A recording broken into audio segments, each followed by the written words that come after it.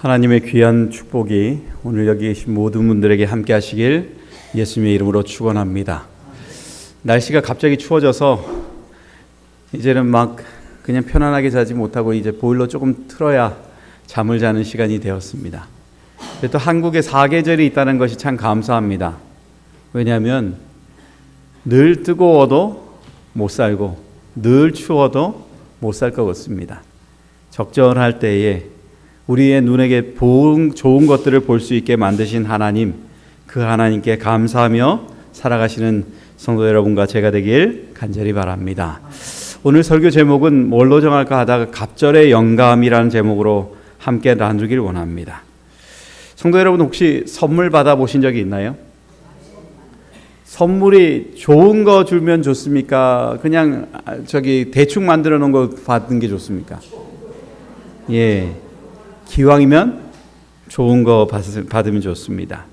기왕이면은 뭐 홍삼 이런 거 들어오면 좋으시죠. 근데 여기 보면은 우리가 잘 아는 화가 이중섭이 하루는 친구를 위해서 그림을 그렸습니다. 이 이중섭이 하루는 친구를 방문하는데 이 친구가 병을 앓고 있는데 문병을 빨리 못 갔어요. 그래서 친구가 아픈 지 꽤 오랜 시간이 지난 후에 문병을 갔는데 그냥 가기 뭐 하잖아요. 돈도 없어요. 근데 돈도 없으니까 이 친구가 뭘 하나 가져갔냐면 복숭아를 가져갑니다. 그러면서 이렇게 말합니다. 자네 주려고 가지고 왔네. 이걸 가지고 오느라 늦었네. 자네가 좋아하는 복숭아라네. 진짜 복숭아일까요? 아닐까요? 친구가 아플 때 원 없이 먹으라고 그림으로 그려온 복숭아를 가져왔습니다. 복숭아를 볼 때 이 친구는 가난한 이 친구가 자신이 만들 수 있는 최고의 복숭아를 만들어 온 것을 가지고 이 친구는 마음이 흡족했습니다. 선물 중에 가장 좋은 선물은 그 사람의 마음이 담겨져 있는 선물입니다. 성경 본문에 나와 있는 이야기를 들여다보면은 우리가 정말 엘리사에게 정말 주고 싶었던 것이 무엇인가라는 것들을 좀 생각해 보게 됩니다. 열왕기하 2장 9절 같이 보겠습니다. 시작. 건너매 엘리야가 엘리사에게 이르되 나를 내게서 데려감을 당하기 전에 내가 내게 어떻게 할지를 구하라. 엘리사가 이르되 당신의 성령이 하시는 역사가 갑절이나 내게 있게 하소서 하는지라. 성경 본문에는 이제 하늘로 승천하는 엘리야가 나옵니다. 성경에 보면 하늘로 승천한 사람이 3명이 나옵니다. 첫째가 누굴까요? 에녹입니다. 그리고 두 번째는 누굴까요? 모세입니다. 죽어서 구원받은 사람 모세입니다. 세 번째가 누구죠? 엘리야입니다. 이 세 번째 하늘로 승천하는 엘리야가 지금 하나님께서 약속해 놓으신 그 기간에 자신은 하늘나라로 가기 위해서 준비하고 있는 것입니다. 그는 이 세상에 살면서 가진 고초를 다 겪었어요.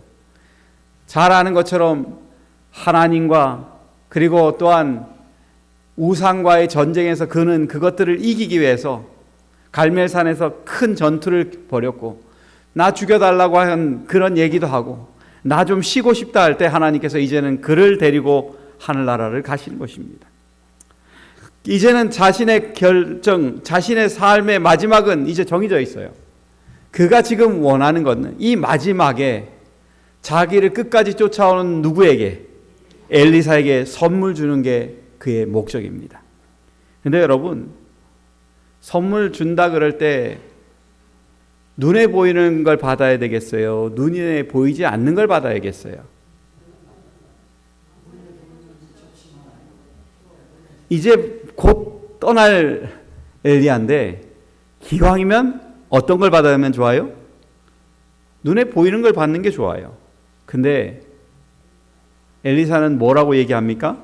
성경에서 얘기하기를 당신의 성령이 하시는 역사가 갑절이나 내게 있게 하소서 하는지라 합니다.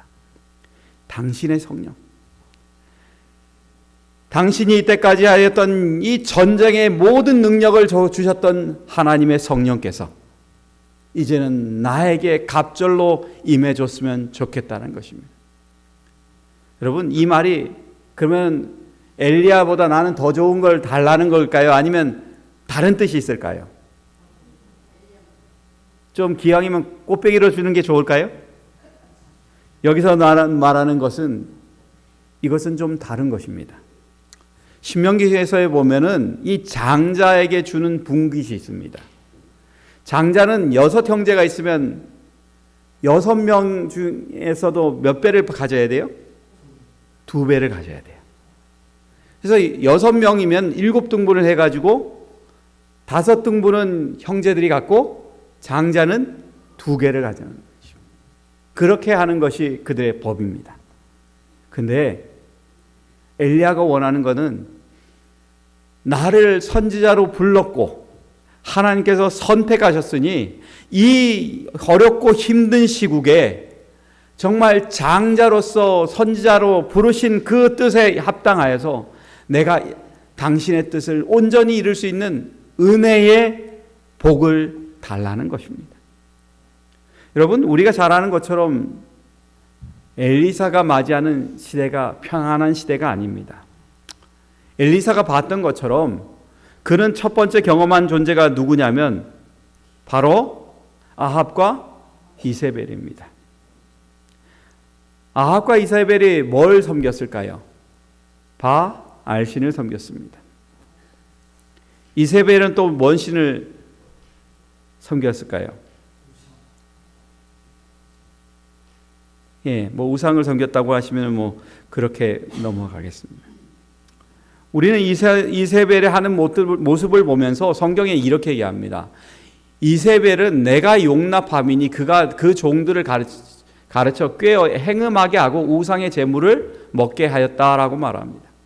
그가 정말 우상을 통해서 하나님의 백성들을 뭐하게 만들었다는 거예요? 우상으로 행음하게 만들었다는 것입니다. 그러니 그의 삶이 그가 지금 맞이하고 있는 이 세계가 평안한 세계예요? 힘든 세계예요? 힘든 세계입니다. 영적인 전쟁을 자기의 스승이었던 엘리야가 어떻게 하는지를 다 봤기 때문에 그는 이게 큰 짐이에요.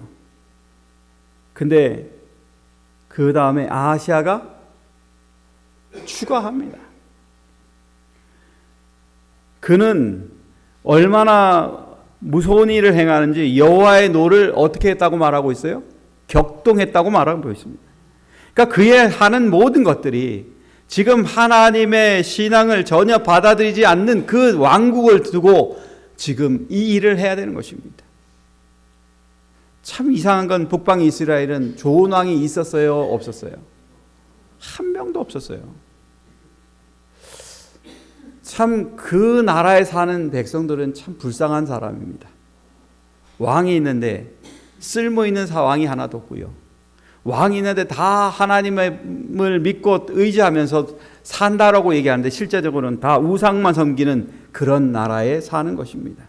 그러니 그는 너무나 힘들 수밖에 없는 것입니다. 근데 또 다른 두 번째 문제가 뭐냐면 엘리야가 떠나면 그가 맡아야 될 것이 있습니다. 그게 뭐죠? 선지자 학교입니다. 성경에 보면 열왕기하 2장 1절에 이렇게 말합니다. 여호와께서 회리바람으로 엘리야를 하늘에 올리고자 하실 때에 엘리야가 엘리사로 더불어 길갈에서 나가더니라고 말합니다. 길갈에 가고 그 다음엔 베델에 가고 그 다음에 여리고 갑니다. 이곳이 다 뭐 하는 곳일까요? 선지자 학교가 있는 곳입니다. 그곳에 가서 정말 엘리야는 이곳에 가서 그가 해야 될 일을 보여줍니다. 그곳에 남으라고 얘기도 하고 하지만은 그곳에서 자신이 무엇을 해야 될지 고민하게 만들어 놓습니다. 여러분, 우리가 살면서 나라가 힘든 거는 견딜만 해요. 나 모르는 체 하고 살면 되거든. 근데 내가 맡고 있는 교회에 큰 걱정거리가 있다면 잠이 편안하게 올까요? 편안하게 잠이 오지 않는 것입니다. 그는 몸은 하나인데 할 일이 많아요. 그래서 성경에서 말할 때 주워올 것은 많은데 뭐가 없다고 얘기합니까? 일꾼이 없다는 거예요. 자기 혼자 그 많은 것들을 해결해야 된다는 것입니다. 그래서 그는요, 정말 엘리야를 지탱해 줄 수 있었던 힘이 뭔가를 깊이 생각해 보니까 그게 바로 뭐였어요? 성령이었다는 것입니다. 예언의 신에 이렇게 말합니다. 엘리야의 성공적 봉사는 그가 타고난 뛰어난 자질 때문이었다, 아니었다? 아니었다. 자신을 뭐 할 때? 성령께 복종시켰기 때문이었다. 그에게 주어진 성령은 하나님을 믿는 산 믿음을 행사하는 모든 사람에게도 주어질 것이다. 인간은 불완전하지만 예수 그리스도를 통하여 하나님과 동맹을 맺을 수 있는 특권을 갖고 있다라고 말하고 있습니다. 엘리야는 자신의 능력으로 모든 것들을 행하지 못했고 성령께 그의 모든 순간순간마다 복종함으로 성령께서 인도하시는 그 길에서 승리를 거뒀다는 것입니다. 이 말은 오늘날 하나님을 믿기로 작정한, 오늘날 하나님 안에 온전히 성장하기를 원하는 모든 그리스도인에게 적용되는 것입니다.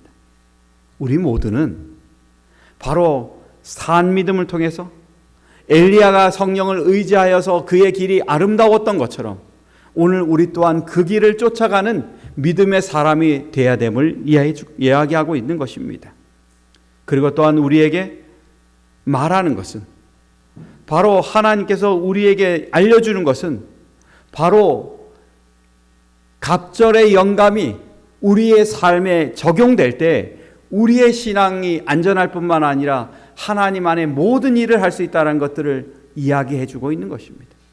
저는 여기 계신 모든 분들이 하나님의 백성으로서 갑절의 영감을 갈구했던 엘리사와 같이 여러분의 신앙 마지막 때를 살아가고 있는 이 시대, 세상을 바라봐도 희망이 없어 보이는 이 시대에 하나님의 성령을 갈구하고 또한 그 가운데서 여러분의 신앙이 조금씩 자라서 갑절의 영감을 가지는 주의 귀한 백성이 되시길 예수님의 이름으로 축원합니다. 갑절의 신앙, 그것은 어떻게 가능할까? 첫 번째는 하나님의 부르심과 능력을 경험할 때 이루어진다는 것입니다. 여러분, 엘리야가 하는 행동이 참 많은데 하나님께서 정해진 곳으로 가는 과정이 참 재미있습니다. 여러분, 그가 지나갈 때 그 지나가는 곳이 어디를 지나갔다고 말하고 있어요? 요단강을 지나갔다고 말합니다. 여러분, 요단강 지나갈 때 거기에 물이 있으니까 거기에 지나갈 수 있다는 거예요, 없다는 거예요? 그냥은 못 간다는 거예요. 그냥은 못 가니까 엘리야가 한 행동이 뭐냐면 그의 겉옷을 벗어서 그걸 가지고 물을 어떻게 했다고요? 쳤다고 말합니다. 근데 물을 쳤으면 여러분, 물이 갈라져야 될까요? 정상으로 흘러야 될까요? 여러분이 물 치면 물이 갈라집니까? 제가 아무리 가서 물 쳐봐도요, 제 주먹은 들어가도 물이 갈라지는 건 못 봤습니다. 근데 성경에 보니까 이 엘리야가 지금 물을 치자마자 물이 갈라졌다는 거예요. 물이 갈라진 사건이 성경에 앞에 2번 나옵니다. 첫 번째가 언제였죠? 홍해를 지나갈 때. 두 번째는 이스라엘 백성들이 가나안으로 들어갈 때 그 접경에 있는 요단강을 건너갈 때. 그리고 이번에 엘리야가 승천할 때 그 강이 말라지고 그 길을 지나갔다는 것입니다. 여러분, 하나님께서 그 선지자를 부르셨다는 것들 속에는 그 사람의 입었던 겉옷에 나타나 있는 표식입니다. 하나님께서 엘리야를 부르셨을 때 그의 겉옷 속에는 하나님의 능력이 함께한다는 것을 보여주고 있는 것입니다. 오늘날 우리에게 있어서 정말 하나님의 백성으로 살 때 우리는 정말 내 안에 무엇이 있느냐라는 것들이 굉장히 중요하다는 것입니다. 오늘날 우리는 하나님의 백성으로 살면서 하나님의 산 믿음을 가진 사람이 될 때 우리는 진정으로 성령의 놀라운 역사를 경험하게 된다는 것입니다. 우리가 잘 아는 것처럼 사도 바울이 성령을 경험하였습니다. 하나님의 부르심을 받았을 때 사도 바울이 성령을 경험하였어요. 그래서 그의 마지막에 주로 하는 얘기가 뭐라고 말해요? 내가 그리스도와 함께 어디에 못 박혔나니? 십자가에 못 박혔나니? 그런즉 이제는 내가 살았다는 거예요, 죽었다는 거예요? 산 것이 아니라는 것입니다. 오직 내 안에 그리스도께서 사신 것이라는 거예요. 이제 내가 육체 가운데 사는 것은 나를 사랑하사 나를 위하여 자기 몸을 버리신 하나님의 아들을 믿는 믿음 안에서 사는 것이라고 말하고 있습니다. 오늘 우리는 기억해야 됩니다. 엘리야의 신앙, 그리고 또한 바울의 신앙, 그들의 신앙은요, 내가 주인이 아니에요. 나를 사랑하셔서 나를 인도해 주시고 불러주신 하나님의 길을 따라가는 사람이라는 것들을 우리가 기억하고 살아가야 됨을 이야기해 주는 것입니다. 그럴 때 우리는 포기라는 걸 배워요. 하나님께서 엘리사를 부르실 때 그냥 불렀을까요? 어떤 특별한 일이 있었을까요? 막 갑자기 막 공부해야 되죠. 예. 그가 밭을 갈 때 엘리야가 그에게 뭘 던졌다고 말해요? 겉옷을 던졌다는 거예요. 선지자의 특권인 이 겉옷을 누구에게 던졌냐면 엘리사에게 던졌어요. 엘리사에게 던질 때 여러분, 이 말은 엘리사를 뭘로 삼았다는 표시예요? 선지자로 삼았다는 것입니다. 하나님께서 부르셨다는 거예요. 여러분, 하나님께서 나를 부르셨을 때 편안한 시대에 있으면 좋은데 편안한 시대가 아니에요. 근데 여러분, 엘리야는 그의 삶이 부요했나요? 가난했나요?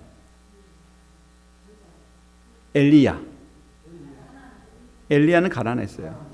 근데 엘리사를 부를 때 엘리야는 부요한 사람인가요? 가난한 사람인가요? 엘리야는 부요한 사람이에요. 여러분, 저보고 만약에 제가 수천만 원 있는 아니라 수십억이 있는 사람이라면은 저보고 목사라면 할까요, 안 할까요? 제7일 안식일 예수재림교회 가서 월급 쭉 박봉 받고 하라면 할까요, 안 할까요? 하십니까? 아, 저요? 저는 안 할 것 같아요. 만약에 저인데 정말 돈이 많다라면 안 할 것 같아요. 왜냐하면 아, 그래요? 감사합니다. 근데 가만 생각해보면 이 엘리사의 입장에서는 이게 참 불편한 얘기예요. 자기는 종도 있어요.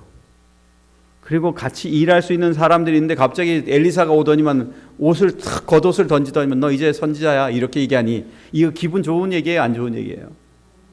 그거 힘든 얘기예요. 앞으로 가난한 길을 걸어가야 된다는 것입니다. 그리고 그 백성들을 위해서 끊임없이 기도해야 되고, 그리고 그는 앞으로 당해야 될 많은 고초가 있을 텐데 그것들을 감내해야 된다는 거예요. 그는 거기서 결정을 해야 되는 것입니다. 하나님의 부르심을 받아들일 것인가, 아니면 받아들이지 않고 그냥 삶을 그대로 유지할 것인가. 근데 엘리사는 그것을 기꺼이 받아들였어요. 여러분, 성경에 보면은 엘리사에게 그렇게 하자마자 엘리사가 한 말이 있습니다. 내 부모와 입맞추게 하소서. 내가 우리 어머니 아버지 데 가서 뭐 하고 오겠다는 거예요? 절하고 오겠다는 것입니다. 그러면 절만 하고 오면 되잖아요. 근데 엘리사는 그것만 했을까요? 그렇게 하지 않았어요. 21절 같이 한번 보겠습니다. 시작. 엘리사가 절을 떠나 돌아가서 소 한 겨리를 취하여 잡고 소의 기구를 불살라 그 고기를 삶아 백성에게 주어 먹게 하고 일어나 가서 엘리야를 쫓으며 수정 들었더라. 이렇게 말합니다. 자기에게 있는 좋은 것, 하나님께서 부르신 것보다 더 가치 있다는 거예요? 없다는 거예요? 가치 없다는 거예요. 그거 가치 없기 때문에 그는 얼마든지 자기가 몰았던 소 잡아서 사람들에게 다 먹이는 것입니다. 기구 다 없애버리는 거예요. 두 번 다시 자기는 그 과거에 있었던 그 길을 따라가지 않겠다고 작정하고 그는 따라가는 사람입니다. 성도 여러분, 오늘 우리에게 하나님께서 부르셨다는 건 특별한 의미입니다. 나를 부르시고 나를 하나님의 백성으로서 인도하셔서 그 길을 같이 가자고 얘기하실 때는 우리에게 뭔가 특별한 의미를 허락하고 있는 것입니다. 저는 여기 계신 분들이 하나님께서 부르실 때 내 할 수 있는 사람, 나에게 아무리 돈이 많더라도 하나님께서 그렇게 하신다면 그걸 기꺼이 따라갈 수 있는 믿음의 백성이 되시길 저는 예수님 이름으로 축원합니다. 정말 우리가 하나님의 뜻을 따라갈 때 우리는 진정한 하나님의 그릇으로 새롭게 거듭날 수 있음을 우리는 기억하게 되는 것입니다. 엘리사가 부르심을 받았을 때 그가 어떤 모습으로 살았는지 예언의 시는 이렇게 말합니다. 엘리사가 부르심을 받은 후에 여러 해 동안 엘리야와 함께 일했고 연소한 엘리사는 날마다 자기의 사업을 위하여 만반의 준비를 갖췄다. 내가 이제는 뒤로 돌아보지 않기로 작정했기 때문에 이제는 하나님께서 주시는 그 길이 험하더라도 그것을 내가 하는 데 있어서 부족함 없게 하기 위해서 만반의 준비를 하기 위해서 아무것도 세상을 향해서는 눈도 돌리지 않는 그런 삶을 살았다는 것입니다. 그렇게 할 때 그가 백성을 온전히 이끌 수 있는 것입니다. 그렇게 할 때 끈기 있게 하나님의 뜻을 따라갈 때 그는 온전히 하나님의 백성으로 채워갈 수 있는 사람입니다. 오늘 우리에게 있어서 이 엘리사가 세상적으로 볼 때는 부족함이 없었는데 하나님 앞에 막상 들어가니까 그에게 있어서 정말 중요한 건 그의 빈틈을 채워줄 수 있는 하나님의 능력이 있었다라는 것입니다. 그래서 그는 끊임없이 그것에 집중하고 달려가요.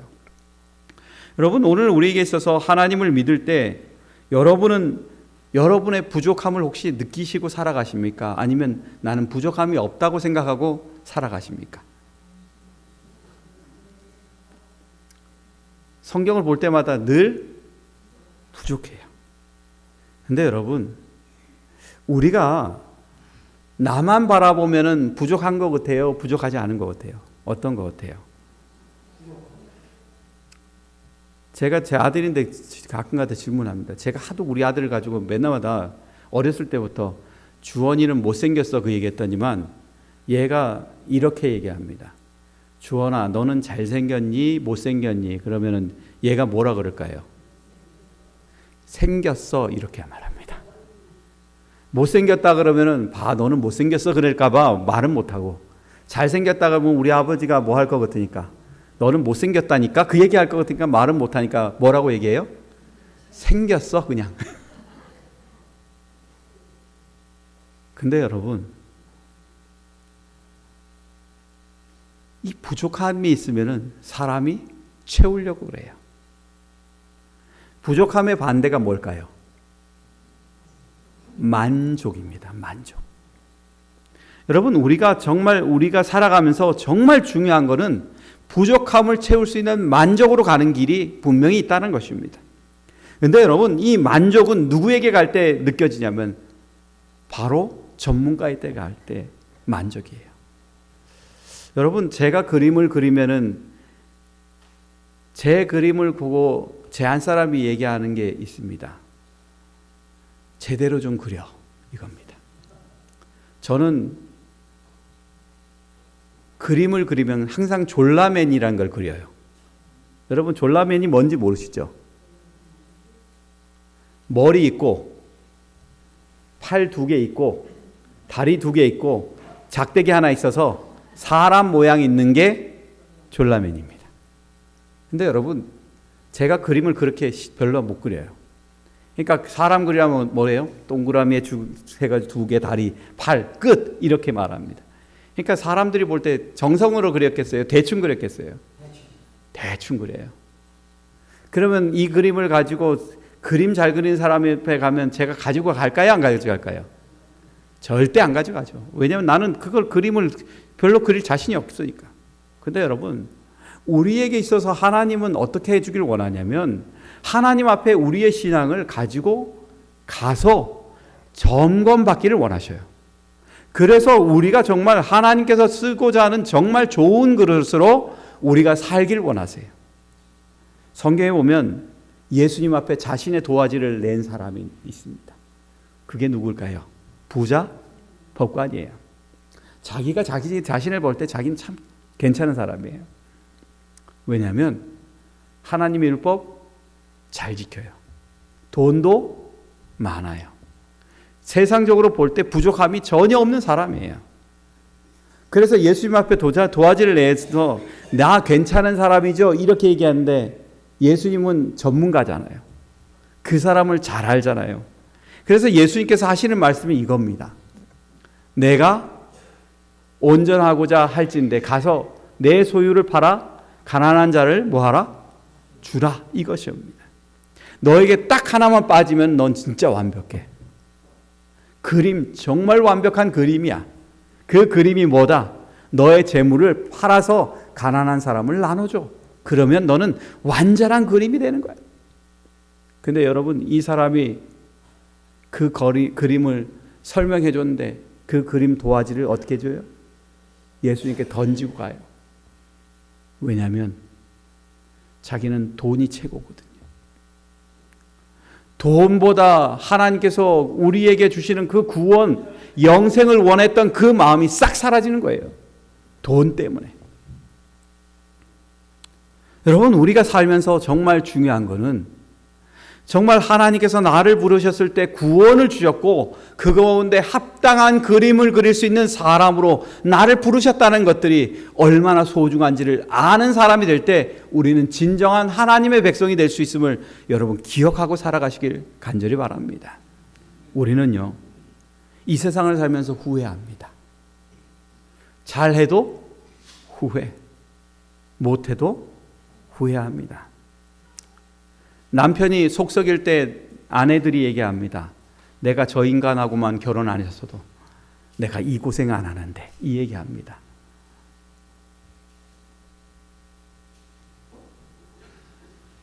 아내들이 또 보통 얘기하는 거 보면 남편이 술 마시면 그 얘기합니다. 어떤 집사님은, 목사님 내가 저 인간이 술 마실 때 내가 진짜 갈라섰어야 되는데 그때 못 갈라진 게 후회된다고. 그런 사람도 있어요.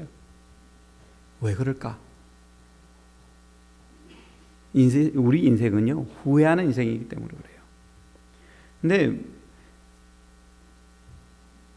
말기암 환자의 고통을 덜어주는 호스피스 전문 의원인 오츠 슈이치가요, 1000명의 죽음을 지켜본 후에 쓴 책이 뭐냐면 바로 죽을 때 후회하는 25가지란 책이에요. 죽을 때 후회하는 25가지.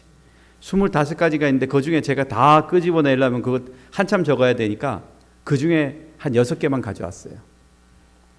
우리의 인생은 마지막에 갔을 때 꼭 하는 말이 있는 게 뭐냐면 뭐뭐 했더라면입니다. 뭐뭐 했더라면. 첫 번째, 사랑하는 사람에게 고맙다는 말을 많이 했더라면이었답니다. 성도 여러분은 옆에 사람인데 아내에게 고맙다는 말 잘 하십니까?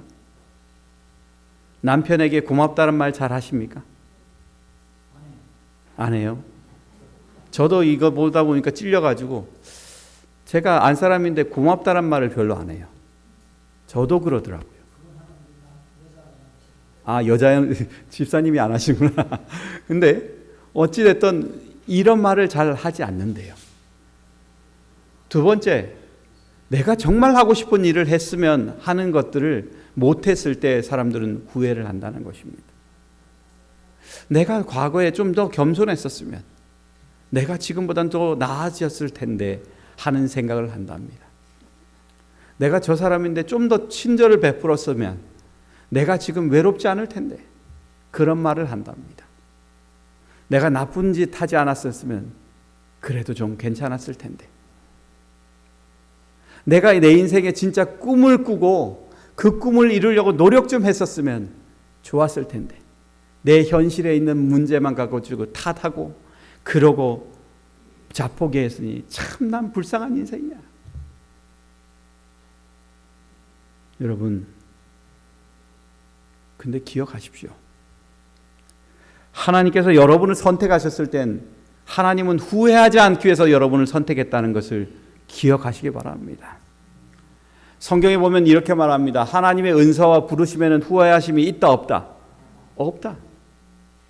하나님께서 여기 있는 여러분들을 부르셨을 때는 하나님이 후회하지 않기로 작정하시고 여러분을 불렀다는 것을 기억하는 하나님 백성 되시길 간절히 바랍니다. 하나님께서 나를 부르셨을 때 후회하지 않기로 작정했을 뿐만 아니라 우리에게 은혜 주시기 위해서 작정하시고 우리를 부르셨다는 것을 기억하는 주의 백성 되시길 간절히 바랍니다. 하나님은 인생이 아니시니 시건치 않으시고 인자가 아니시니 후회가 없으시니. 왜요? 하나님이 후회하지 않는 것은 하나님께서 애초에 우리에게 많은 은혜를 줬기 때문에 그래요. 엘리사를 부를 때 그가 앞으로 갈 길이 험하고 힘들지만은 하나님께서 그의 가는 길마다 족족마다 그에게 은혜를 주셨기 때문에 그의 삶이 아름답고 고생했다는 것입니다. 그러게 여러분이시여, 오늘 하나님 안에 정말 갑절의 영감을 달라고 했던 엘리사와 같이 우리의 신앙에 있어서 어렵고 힘든 일이 있더라도 그것들을 이기게 만들어 주시고 또한 나를 부르신 하나님으로 인해서 내 삶이 풍요로워질 수 있도록 하나님 안에 진정한 갑절의 영감을 통해서 하나님의 인도하심을 받는 주의 귀한 백성이 되시길 간절히 바랍니다. 두 번째는 갑절의 영감은요, 나에게 영감을 주시는 분이 나의 능력으로 주시는 것이 아니라 하나님의 선택으로 주신다는 것을 기억할 때 우리는 하나님 앞에 갑절의 영감을 구할 수 있다는 것입니다. 열왕기하 2장 10절에 이렇게 말합니다. 가로되 내가 어려운 일을 구하는도다. 엘리사가 뭘 달라고 하니까, 갑절의 영감을 달라고 하니까 어려운 일 구한다는 거예요. 그러니까 이거 해줄 수 있다는 거예요, 없다는 거예요? 여러분, 이거 말 보면 이상하지 않으세요? 내가 뭐 해줄까라고 물어본 게 누구였는데요? 엘리야였어요. 그래서 엘리사가 나 이제 갑절의 영감 주세요. 그러니까 엘리야가 하는 말이 뭐냐면, 그거는 어렵겠는데? 이러는 거예요. 그러면 질문하지, 아예 말을 하지 말든가. 그죠? 근데 그 다음에 있는 말이 참 재밌어요. 그러나 나를 내게서 취하시는 것을 내가 보면 그 일이 내게 이루려니와 그렇지 않으면 이루지 아니하리라. 너가 요구한 게 있는데 하나님이 나를 취해서 하늘나라 데려가 주시면 그거는 뭐 한다는 거예요? 이루어진다는 거예요. 하나님께서 누구를 선택했을까요? 엘리야를 선택했습니다. 하나님께서 엘리야만 선택했습니까? 엘리사도 선택했어요. 하나님께서 선택하셨기 때문에 하나님께서 너에게 갑절의 영감은 하나님께서 주신다는 것입니다. 여러분, 우리가 살면서 하나님을 얼마나 신뢰하고 있습니까? 하나님께서 그렇게 말하셨을 때에 정말 그것들을 믿는 믿음으로 있을 때에 그것은 현실로 다가옵니다. 예언의 신에 이렇게 말해요. 엘리사는 엘리야에게 임하였던 영감의 갑절을 뭐했다? 받았다. 그 안에는 엘리야의 능력이 그리스도의 영에 온유하고 자비하며 부드러운 동정심과 연합되어 있었다라고 말합니다. 바로 영감의 갑절에는 엘리야의 능력 속에 그리스도의 영, 성령께서 함께 하실 뿐만 아니라 그리스도의 따뜻하고 온유로운 사랑, 자비한 사랑, 부드러운 동정심과 연합되어 있는 그 사랑이 함께하고 있다는 거예요. 그의 마음을 감동시키되 그 내면 속에 있는 모든 걱정, 근심이 아니라 하나님이 원하는 선지자로서 그리고 그 뜻을 따를 수 있는 백성으로서 하나님께서 그를 품어주셨다는 것입니다. 여러분, 엘리사가 그래서 요단강을 지나갈 때 똑같이 엘리야가 했던 방법을 사용하는 것입니다. 뭘 벗어서요?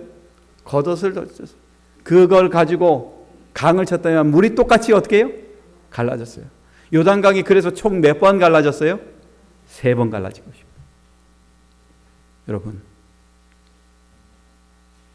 오늘 우리가 하나님의 뜻을 분명히 안다면은 우리는 하나님께서 인도하시는 나를 부르신 분명한 목적에 아름다운 하나님의 능력과 결실을 갖고 살 수 있는 백성이 될 수 있음을 기억하시는 하나님의 백성 되시길 간절히 바랍니다.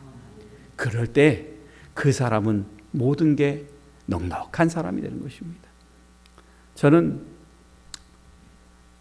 나만 얘기를 참 좋아합니다. 여러분, 나만이 문둥병을 누구의 말에 의지해서 나았어요? 엘리사의 명령에 의지해서 그가 몇 번 들어가요? 7번 들어가요. 그래서 완전히 문둥병이 났습니다. 그리고 난 이후에 이 나아만이 감동을 받아요. 그래가지고 엘리사에게 뭐라고 얘기하냐면 당신이 있는 그 흙 좀 나 좀 달라고. 내가 그거 가져가겠다고.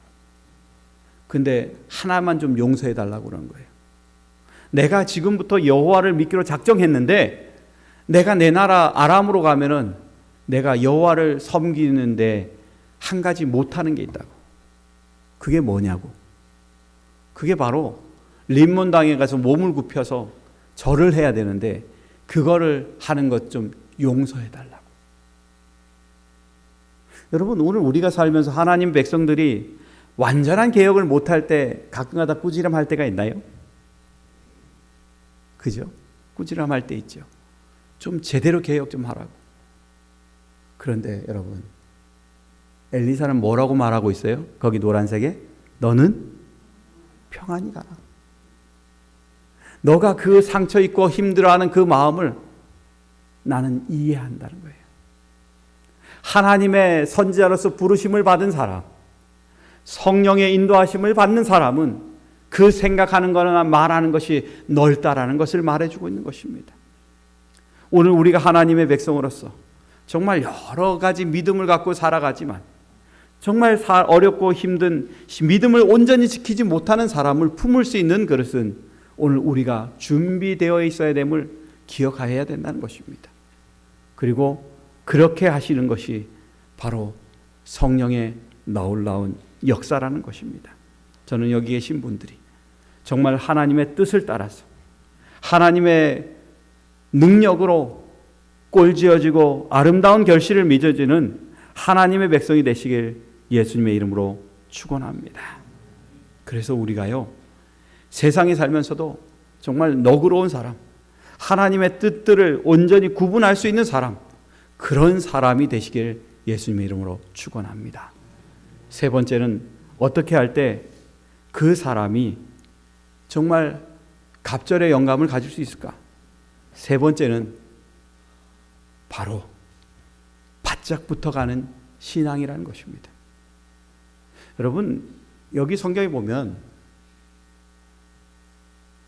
엘리야가요, 엘리사를 데려갈 때 보면은 길갈에 가서도 한 말이 있어요. 너 여기에 머물러라.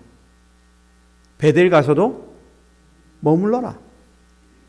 여리고 가서도 머물러라. 근데 엘리사는 뭐라고 계속 얘기해요? 똑같은 말만 해요. 여호와의 사심과 당신의 혼의 삶을 가리켜 맹세하노니 내가 당신을 떠나지 아니하겠나이다. 여기에 여러분, 당신의 혼의 삶을이라고 말할 때 이게 무슨 말인지 아세요? 당신의 혼의 삶을, 엘리야의 목숨과 영혼이 있는 것까지, 엘리야가 죽을 때까지 나는 어떻게 하겠다는 거예요? 따라가겠다는 거예요. 여러분, 하나님의 백성들에게 있어서 가장 중요한 게 뭐냐면, 갑절의 영광을 얻기를 원한다면 싫으나 좋으나 그 길을 오지 말라 해도 어떻게 해야 돼요? 갈 수 있는 믿음이 있어야 된다는 것입니다. 하나님은 우리 보고 따라오라 그러지 따라오지 말라는 얘기를 안 해요. 따라와야 하나님의 놀라운 역사를 볼 수 있기 때문에 그렇다는 것입니다. 근데 제자들은 어떻게 했어요? 예수님의 제자들은 따라가지 못함으로 실패했습니다. 오늘 우리에게 하나님께서 요구하시는 게 있다면 끝까지 따라오라는 거예요. 여러분, 제가 하루는 이런 전화를 받았어요. 목사님, 하도 집안에 시련이 많으니까 기도하고 싶은 마음이 없어지고, 그리고 하나님께 나아가서 기도하는 것들이 자신이 없어지는데 이거 사단이 주는 마음이겠지요? 이렇게 하고 저희한테 질문하는 집사님 계세요. 그럼 제가 뭐라고 대답해야 될까요?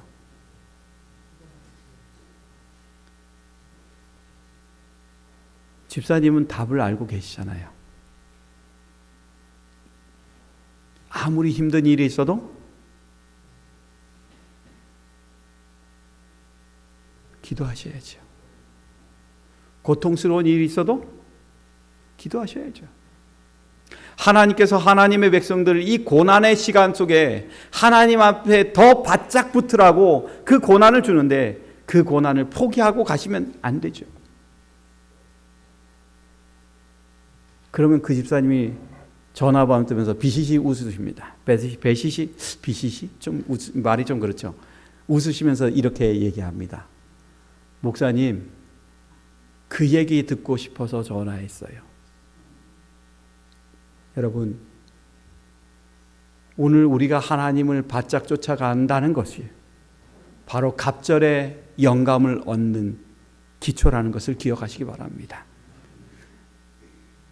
엘리사가 모든 것을 포기하고 하나님 앞에 올인하였듯이 오늘 우리 또한 하나님의 뜻에 올인하는 사람이 될 때 진정으로 우리는 하나님의 갑절의 영감을 품을 수 있고 세상을 품을 수 있고 하나님의 나라가 이 세상에 안 보이는 것처럼 보이더라도 그것들을 승리 가운데 이끌 수 있는 하나님의 백성이 될 수 있음을 기억하고 오늘 하나님 안에 바짝 붙는 신앙이 저와 여러분 안에 있게 되길 예수님의 이름으로 축원합니다.